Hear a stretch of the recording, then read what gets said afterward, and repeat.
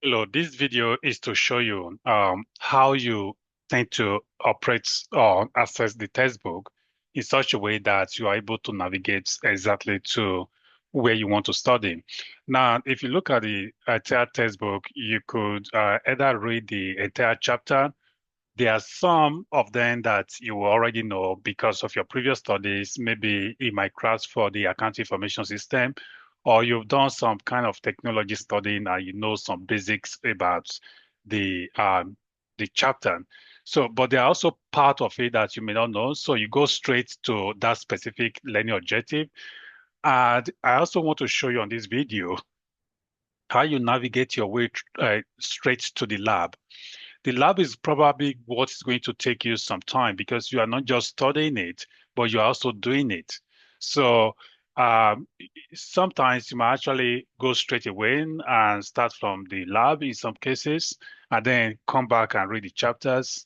Or if you tend to struggle with some part of the lab, then you go back and look at the related learning objective, you read that, and then you come back to do the lab. Now, before I show you the navigation, how to get straight to the exact place you want to access in textbook. What I intend to do, what I expect you to do for the lab, I do not expect you to do all the lab work. They are going to take a very significant amount of time. Uh, in each of the lab, choose which of the software you want to use for that lab. I do not encourage you to just stick to one software. I encourage you to interchange the software across different chapters. In that way, you tend to get familiar or understand the basics of each of the software that we use, uh, which is the Power BI and Tableau. I'm not going to cover the asterisks this semester. It was introduced this semester. It basically will add significantly to your study load, which I don't intend to do. I want to keep it within the same study load, within the same credit hours, which is about 3 credit hours, so that you don't necessarily study things beyond what you are supposed to study, taking on more than what you are supposed to learn. So we will stick to Power BI and Tableau and the spreadsheet. So in each of the chapter, what you need to do, choose any one from these three, use it for that chapter all consistently across. So you could do that kind of interchanging.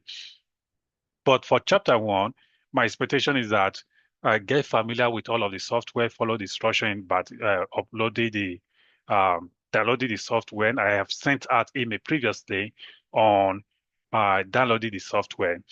How you access the student version of that. And the other thing is you want to get all the software to your computer, the Power BI, the Tableau, and the spreadsheet, because there are cases where you try with the Power BI, it's just not working for you. Then you switch to the Tableau. But stay consistent will really help you in what you do. If you choose to use just one software all across all the chapters, I don't have problem with that. In case the assignment does require you to use a particular software, please you have to stick to that software the assignment require you to use.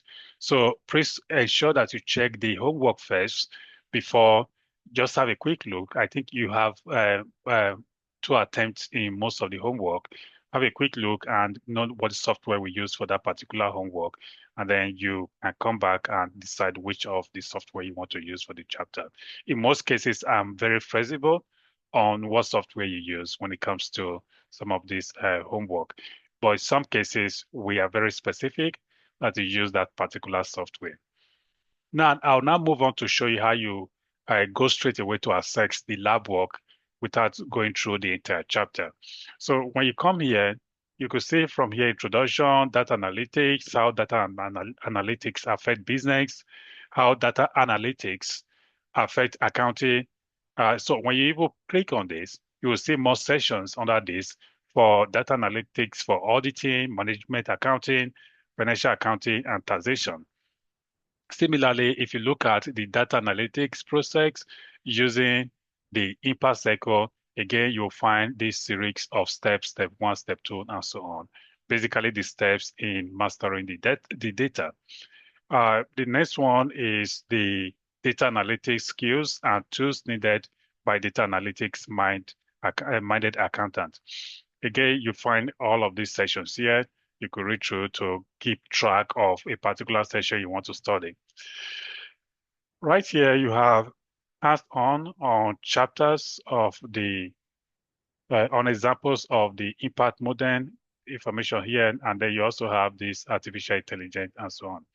Now, for the lab work, you could see the lab work is after the problems or at the end of the chapter, very much at the end of the chapter. So we have the lab one. So very basic, trying to explore how much you could understand, asking some business questions. You have lab two, questions in financial accounting, lab three, question in managerial accounting, lab two, question in managerial accounting, and basically you have all of the set of questions as well.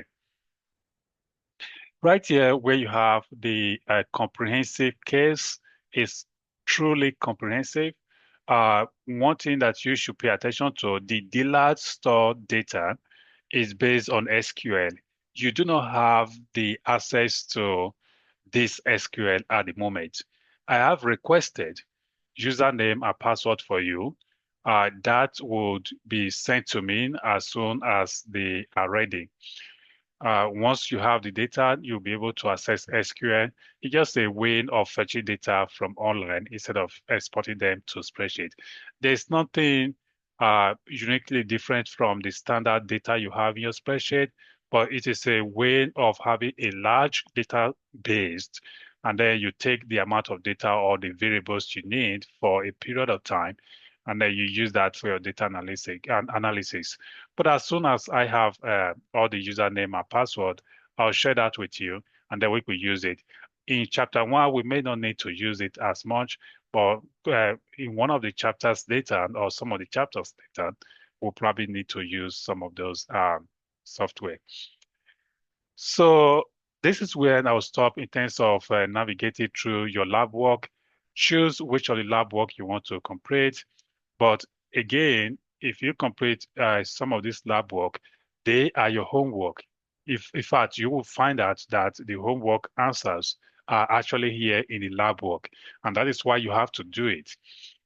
That's I mentioned earlier, understanding the homework first, knowing exactly what you need to do, come back and ideally get this lab work. That kind of give you a mindset and give you a focus.